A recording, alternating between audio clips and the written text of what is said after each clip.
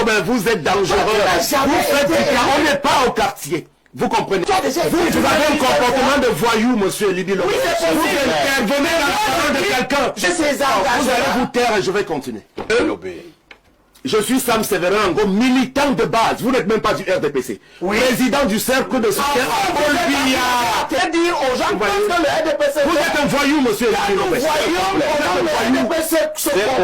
Vous ne méritez pas de parler à la télé. Vous voulez me dire comment le RDPC se comporte? Le président, lui, ne connaît pas les urgences. Non. Le président, c'est lui qui est élu. C'est lui que les Camerounais ont préféré. Et il fait à sa guise.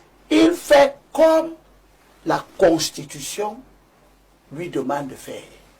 Et la Constitution ne lui a donné aucun délai de formation de gouvernement. Ça, c'est clair. C'est pour ça.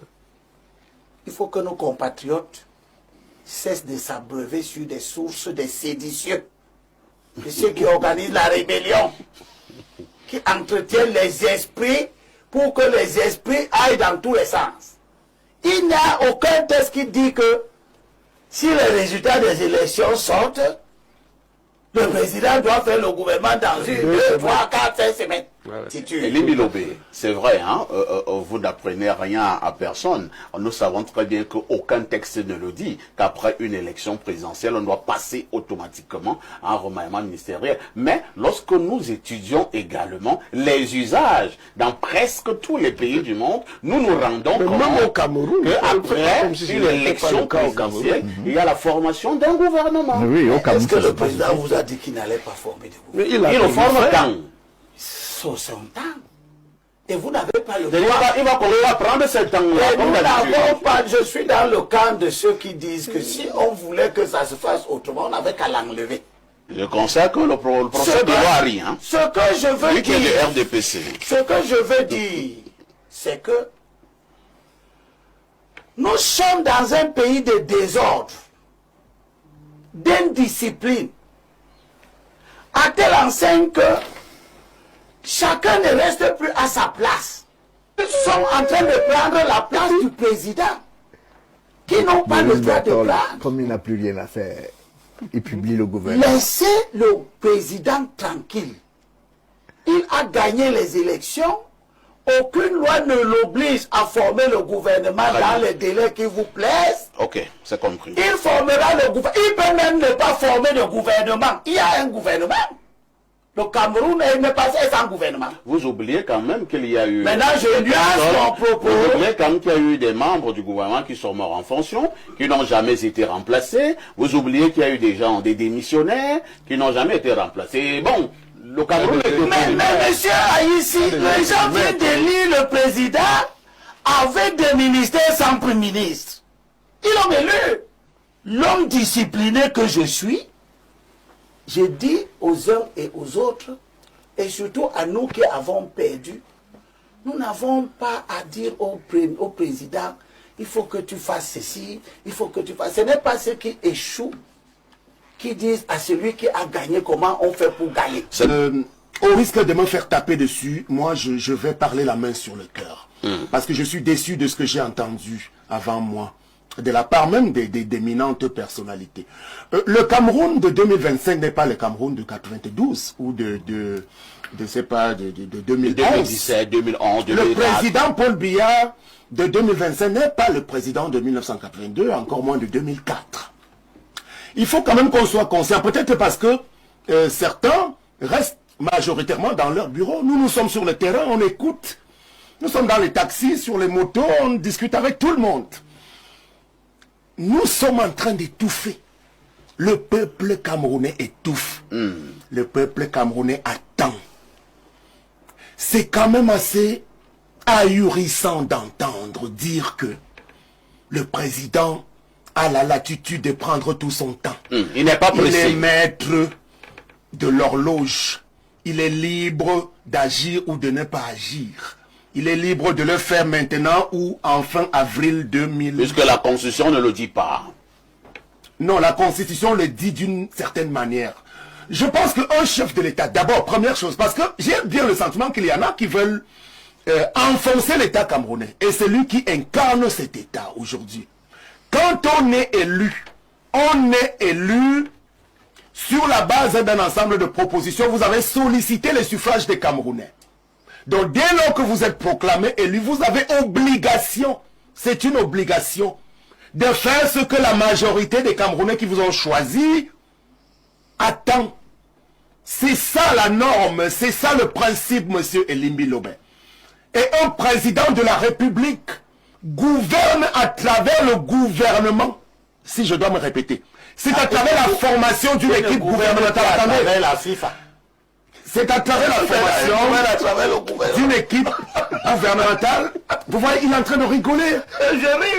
Je ris quand je vois les politiques qui se mettent en place. Qui veut dire que c'est rien de faire de mauvais jeu. Elimbi Lobé, vous êtes dangereux. On n'est pas au quartier. Vous comprenez? C'est justement on est en train de parler de choses.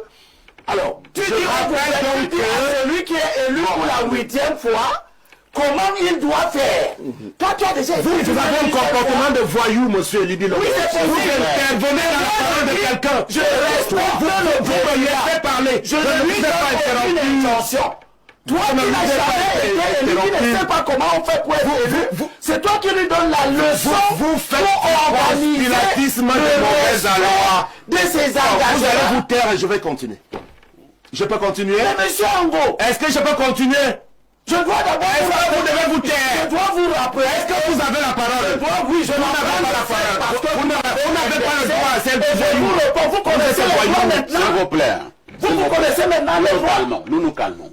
La personne... Vous n'avez pas la parole.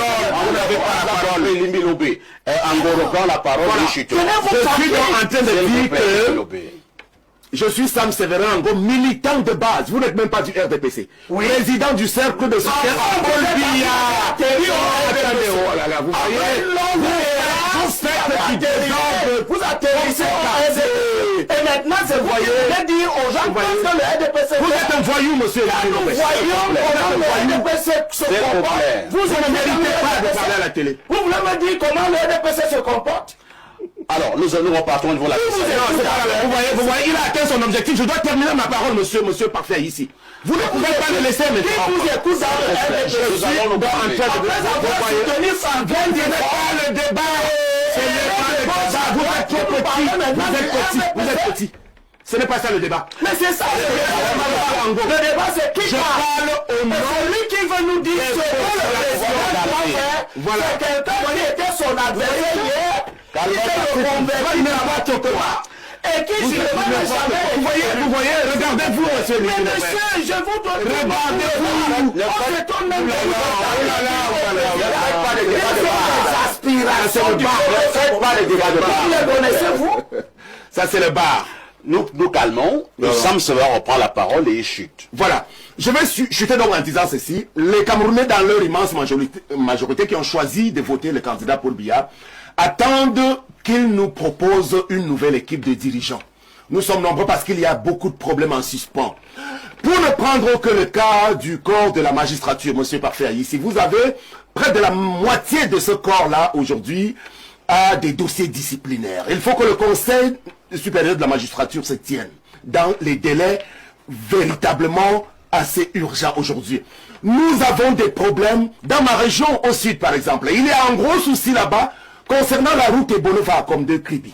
Le ministre des Travaux publics en poste, M. Nganou Djoumessi Emmanuel, on ne sait pas où il en est avec ce projet. Il y a un ensemble de choses. Les enseignants sont en difficulté dans toutes les catégories aujourd'hui. Vous comprenez? On peut prendre même le domaine du sport tout à l'heure qui nous a retenus dans la première partie. Il faut une nouvelle équipe qui nous permet de savoir où va aller le sport camerounais. Il faut qu'on sache qui est le nouveau dirigeant gouvernemental concernant le sport camerounais. Il faut qu'on sache qui est le nouveau ministre de la Culture, de la Communication dans le domaine qui vous concerne. Il y a beaucoup de problèmes au niveau de la communication. Donc nous attendons qu'on n'attende plus le mois de janvier 2026. Et je crois que le président lui-même, il l'a promis. Il l'a promis et il est en capacité de le faire. Donc j'interpelle encore ceux qui sont autour de lui, qu'il l'aide à former la bonne équipe véritablement aujourd'hui, en intégrant les jeunes, les femmes et ceux qui sont compétents prioritairement.